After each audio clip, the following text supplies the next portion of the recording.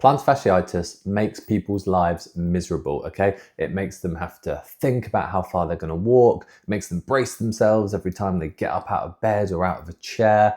It's just a really unpleasant thing because you don't realize how much contact you're making with the ground until it starts to hurt every time you do. So in this video, I'm going to show you some exercises which you can do to help your plantar fasciitis. But just as importantly as that, I'm going to tell you when to do certain exercises and when not to do other ones, because there are a ton of exercises for this that you can do that will actually make it feel worse, and then you'll stop doing them and then you won't make any progress. So we'll go through some exercises. I'm going to give you some general advice as well about how to manage this condition. And if you are looking for treatment, I'm going to show you exactly how we treat it here at Body Zest. So if this is your first time here, hello, my name's Luke. I am the co-owner and lead practitioner at Body Zest. So I'm an osteopath by trade. So I have literally seen 1,000 plantar fasciitis cases, and we help a lot of people with this. I alluded to at the start of the video, there are different ways that we can affect this, and it really kind of is lifestyle advice, exercises, and hands-on treatment. Now, I can't do any hands-on treatment with you right now, but I can certainly help you with some exercise and lifestyle advice, and I can give you a good indication of what hands-on treatment might be best for you. So let's start off with actually just defining what plantar fasciitis is. Now, it's typically pain in the heel, although some people will get pain in the arch of the foot. And the reason that they're getting pain in this area is because there is a piece of tissue called fascia, and the location of that tissue is in the plantar surface of the foot. So it's plantar for the area, fascia for the tissue, and itis because it's inflamed, and that is plantar fasciitis. Now, the fascia isn't a muscle, okay? So it can't just be kind of stretched out like you ordinarily would with a muscular problem. Fascia is a little bit different. It's more of a connective tissue, and when other things tighten, like muscles, and we'll talk about the calf muscle and its relationship here in a second, then this fascia then can become tight. But you haven't just got the option to cross fiber, loosen it off in the way that you would a muscle. You have to do a sequence of different things once that fascia gets tight, and once it starts to rub and thicken and get inflamed on the heel, there's a few different things you have to do to be able to resolve it. The really important muscle to consider with plantar fasciitis is the calf muscle, okay? I basically have never seen a case of this with someone who hasn't got a really tight calf, which is then becoming a really tight Achilles, which is then becoming a really, inflamed plantar fascia area. So the first thing to do, like low-hanging fruit, super easy win, is to just start to work on the calf muscle and reduce its tension, okay? If you've got plantar fasciitis and you're in pain right now, I would say the first thing to do is try and reduce that calf muscle tension, and then that's going to be a quick and easy win for just stopping that pulling going all the way through to the bottom of the foot. Now, reducing the calf muscle tension might be something that we can do with exercises, but it's definitely something we can do with lifestyle advice as well. So, sorry to say it, but if you're overweight, then you're probably going to be putting a lot of work through that calf, okay? If you've got a lot of weight forward, then essentially your center of gravity will shift forward and everything at the back of your body will have to tighten up to hold you upright. And that's why people get a very tight posterior chain when they're overweight. So losing weight immediately is going to help. It's also going to be putting less pressure and less force literally through that foot, which is also going to help with this problem. Another thing to kind of be considering with lifestyle advice is your footwear. I'm not a podiatrist, and a lot of podiatrists will sort of go straight to the footwear when they're trying to deal with this condition.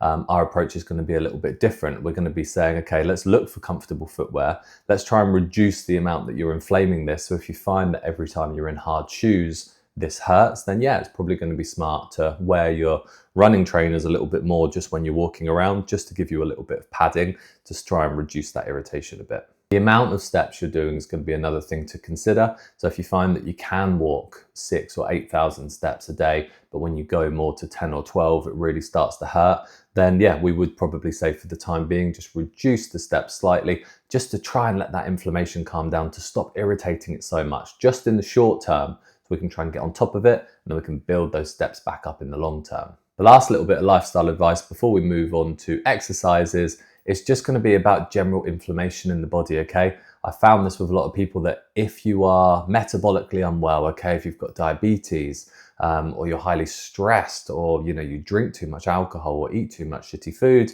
then the reality is that you're going to have inflammation in your body. If you're overweight, then adipose tissue is also pro-inflammatory, and all of these things make it more likely for inflammation to seem to manifest in these areas and make things like plantar fasciitis more likely, okay? It's the same for like a tendonitis. If you keep finding, I've got an elbow tendonitis, now I've got a knee, now I've got a hip, it's probably not just your musculoskeletal system, it's probably an inflammatory process in your body which is contributing to that. So trying to think about just improving your general wellness. I know it sounds a bit woolly for a lot of people because it's not precise enough, but I don't know, your blood work and everything like that, so I can't comment specifically.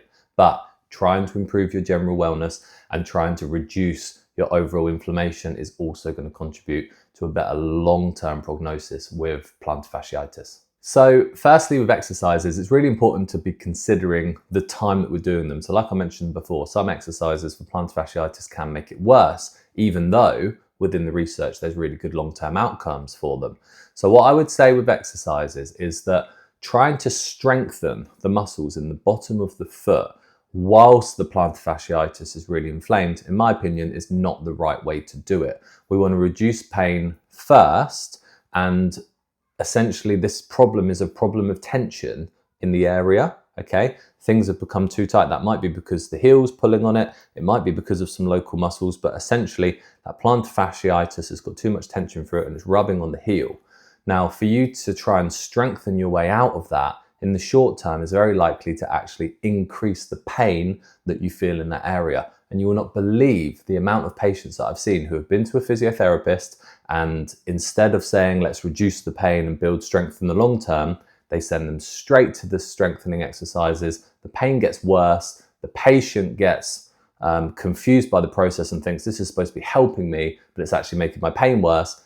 And then they just stop doing them, okay? It's kind of really disillusioning for the patient when they're in their head, their problem is what hurts, and the solution you're giving them is making that problem even worse. So just to be starting off with then, I would just be doing things like gentle calf stretches and some massage ball into your calf muscles, both of which are just going to reduce the tension coming from that area and through the Achilles and actually start to make it feel better.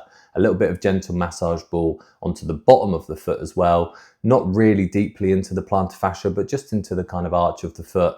I'm happy with that, and I think that's quite good too. Once you start to see some improvements, then you can start to think about exercises to try and sort of push that progression on and stop it coming back again. And that's when I would start thinking about some things that you can do to actually strengthen through the foot. So I don't just mind like a foot scrunch, put your foot on a towel and try and scrunch the towel with your foot. Anything like that is just going to start to build a little bit more strength through the sole of the foot, and then also graduating from just stretching the calf to actually a full heel raise, where you can start to build some proper strength in that Achilles. But both of them are wait until your pain is much reduced. If it's really inflamed, don't bother at the moment. When it comes to treatment with this, we've got a couple of different options. So we can just do hands-on treatment where we really sort of push on that reduction in calf tension with hands-on treatment like massage and soft tissue. We can mobilize through the foot and try and improve all the mechanics there. But the reality is that both of those things aren't actually affecting the plantar fascia directly, and the best outcomes we'll get with people are when we affect the plantar fascia directly in conjunction with working on the Achilles and the calf muscle and the foot and ankle, and that is when we use shockwave therapy. So shockwave therapy is a very simple but very effective treatment, okay? So we essentially create a high frequency sound wave in this bit of kit here, and it uses water pressure to push that sound wave through, magnify it, and then it comes out here and we can direct it towards different areas in the body. For plantar fasciitis, we're going to put it right into the plantar fascia area and we're going to leave it there, and the sound wave going into the body is going to create essentially a little bit of micro trauma, which is going to kick off a new healing response in the body. So essentially creating a healing response right where there's a problem, and that then helps to actually heal the problem that there is. So it's using your body's natural healing mechanisms to localize a healing response and essentially fix the problem. Right, so I hope that helps. If you're someone that's got plantar fasciitis, then, you know, give that process a try with those exercises. If it's not quite working and you feel like you need a bit of support, or it's just becoming chronic and you want to get on top of it, if you're in the South London, Surrey area, we're in a town called Banstead. We literally treat this all the time. It's our absolute bread and butter, and you're certainly going to be someone that we can help. We offer everyone a free discovery visit. You can come in, talk about your case with us, and we can at least just outline what a normal treatment process would look like, and then you can make a decision off the back of that as to whether you think we're going to be the right fit for you. If that's something you want to do, then yeah, drop us a message or follow the link below to our website, and we'll see you in clinic.